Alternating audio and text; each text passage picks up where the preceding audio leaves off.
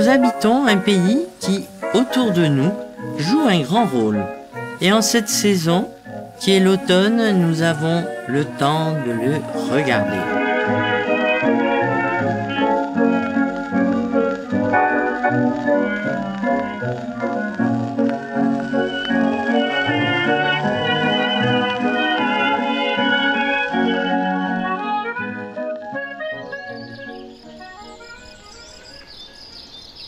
Je m'appelle Colette Peloux. J'ai le nom de Gaston Peloux.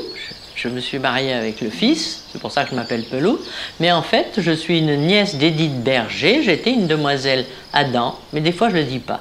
Adam, je ne le dis pas, parce que personne n'a su qu'on s'appelait Adam.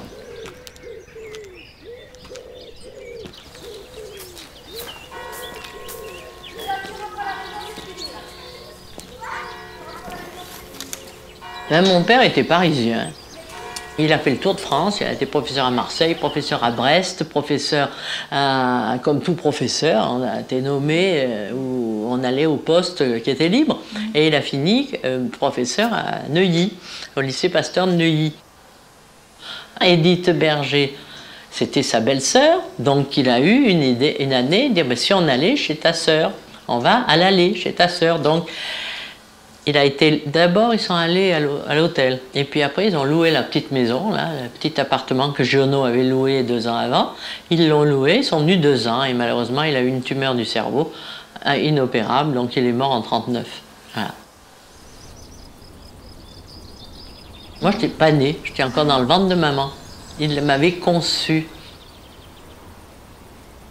Et en fait je ne suis pas née à l'Allée, parce qu'on n'essaie pas à l'Allée, je suis née à Grenoble. Chez un accoucheur à Grenoble, pendant la guerre, en pleine guerre, au mois de mai où il y avait les bombardements sur Grenoble. Finalement, un moment dramatique, Édith a dit « Venez vous mettre à l'abri à l'Allée, c'est assez tranquille ». Donc j'étais toute petite ici à 3 semaines. Tout le monde m'a vue à 3 semaines à l'Allée. Toute petite, la toute petite dernière. Et on a vécu chez Édith toute la guerre.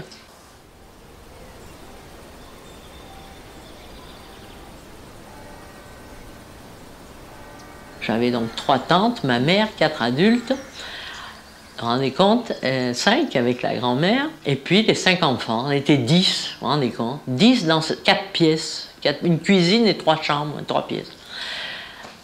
Et bien ça, j'en garde aucun souvenir quand on vous dit les pauvres gosses, ça m'énerve ça. Ouais, hein. Moi je courais dehors, en bas, dans la cour de l'école, et puis c'est tout, mais j'ai jamais manqué de place, j'ai jamais été énervée qu'on soit nombreux, au contraire, je garde une chaleur d'avoir cette... Vous voyez, comme je vous ai dit, le seul souvenir que j'ai, c'est d'être environnée par la famille. C'était une belle vie, je me rendais pas compte de tout ce désarroi, ni de maman, ni d'ailleurs, je m'en suis jamais rendu compte.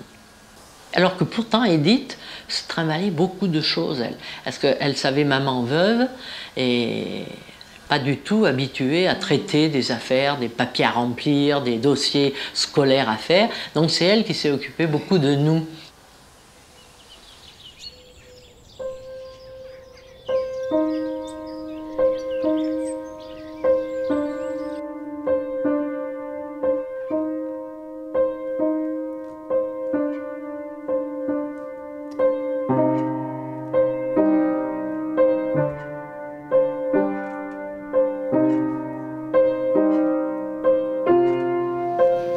Voilà la maison Bernard.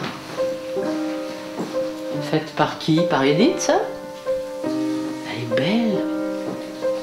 Sous la neige.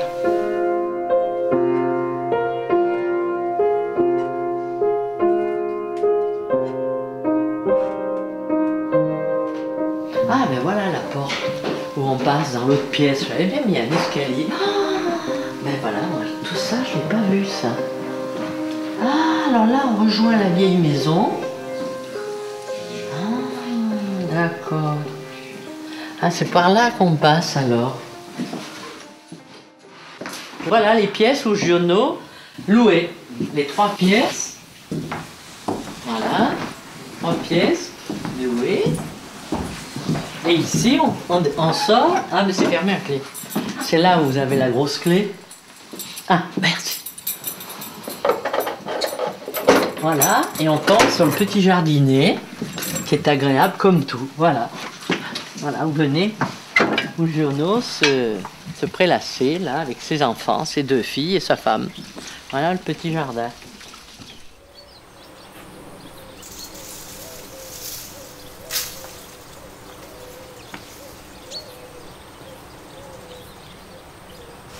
En 1945, ça y est, tout le monde rentrait chez soi, comme on peut dire.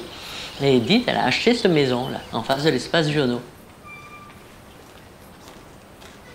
L'hôtel s'est créé. En face, on a ouvert des chambres, du salle à manger, tout ça. Et donc, j'avais des gens, tout l'été, des gens qui passaient. Et tout d'un coup, j'ai basculé dans un autre monde. J'ai eu des étés, que des étés, de, je sais pas comment vous dire, un autre public. Et puis des gens, c'était des secrétaires de Grenoble, de Marseille, des gens de Marseille, il y a beaucoup de Marseillais. C'était tout un monde nouveau.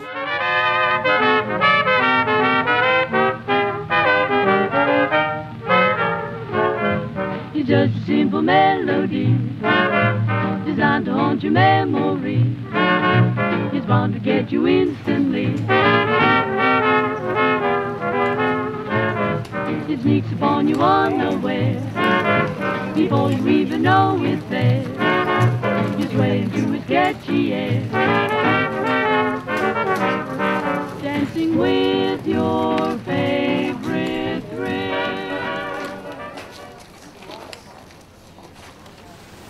Bon, alors je me présente. Je suis Colette Peloux, la nièce d'Edith Berger, qui est venue faire de la peinture à l'allée dans cette maison qui est juste en face là. Et moi je venais passer toutes mes vacances chez elle, donc c'est pour ça que j'ai pu fréquenter Jean Giono quand il est venu. J'aime raconter. À l'hôtel. C'est incroyable, j'en reviens pas moi-même. Si je dois aller commenter là-bas, je suis heureuse, vous ne pouvez pas savoir. Je suis contente, je pars, alors je dis, mon Dieu, je me rappelle au moins, j'espère que je vais m'en rappeler. J'arrive chez mon petit public là, qui va m'écouter. Je suis heureuse, mais vous ne pouvez pas savoir. Oui, comment Edith Berger et Jean Giono se sont-ils rencontrés? En 1930, Giono avait fait paraître 3 livres, Colline, Regain et Anne Beaumune. Et on en parlait à Paris, dans les journaux. Elle gardait ses sous pour acheter un journal par semaine, les nouvelles littéraires. Et donc, elle était au courant de ça. Elle avait lu ses articles sur Giono à ce moment-là, donc dans les années 30. Elle avait envie d'écrire, elle aussi, puisqu'elle voyait que tout le monde écrivait. Ça lui plaisait, elle aimait bien écrire, parce que ça correspondait bien à son état d'esprit un petit peu tristouné, là, devant la mort, devant cette guerre, devant tout ça. Elle s'était dit, tiens, mais je vais écrire ce que je ressens. Donc, elle a écrit. Elle a envoyé ses 17 pages, je crois, à Giono. Et donc, il lui a répondu qu'elle recevrait, Giono, Jean Giono, recevrait bien Edith Berger, volontiers, venez me voir, on discutera. Donc, ils ont parlé littérature, musique, goût commun, plutôt littéraire. Et elle lui a dit, et qu'est-ce que vous pensez de ce que j'ai écrit? Il a dit, écoutez, j'ai pas encore eu le temps de le lire, je le lirai. Et après, il lui a dit, mais assez longtemps après, écoutez, je sais que vous dessinez bien, moi j'écris, eh bien restons chacun à notre place. Ce qui fait que là, elle s'est dit, ça va. Il me dit, l'écriture, c'est pas pour moi. Donc c'est ce jour-là qu'elle a tourné la page, qu'elle a plus écrit son journal, et qu'elle a dit, ben je pars.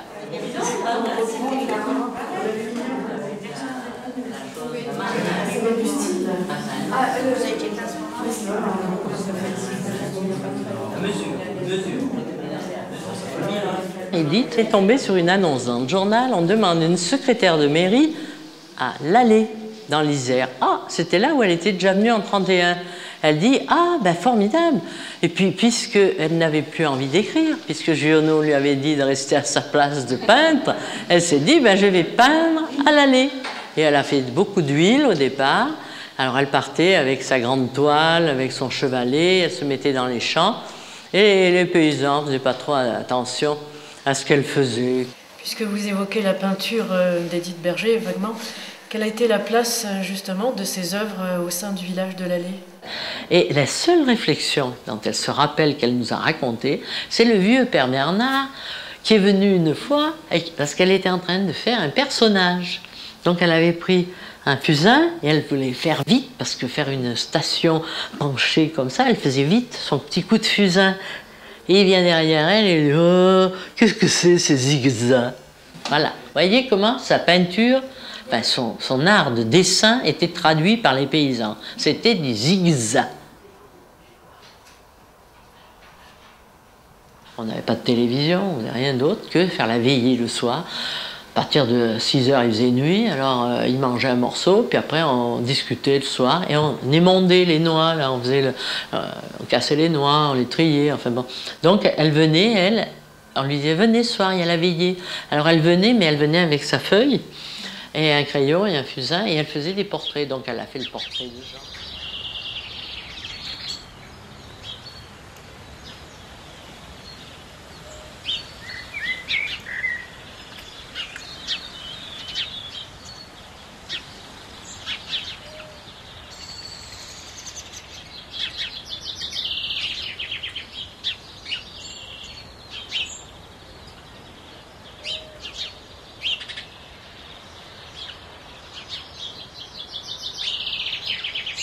Donc j'étais occupée à lire.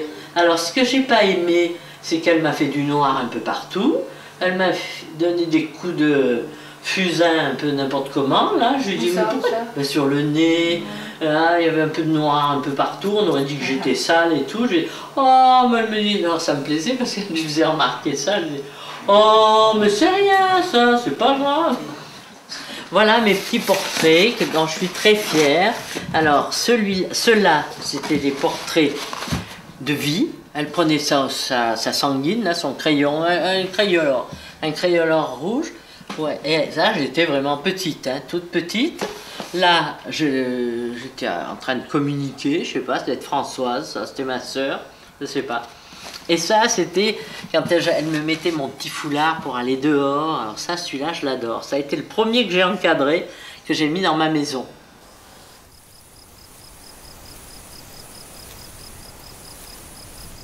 J'étais très jeune, je devais avoir 11 ou 12 ans, quand mon père un jour a eu l'idée de me donner une liberté qui me permettrait de sortir des jupes de ma mère, comme il disait. Et il m'a dit, est-ce que ça ne te ferait pas plaisir d'aller faire une promenade tout seul? Je vais te donner 5 francs, et tu iras faire un petit voyage.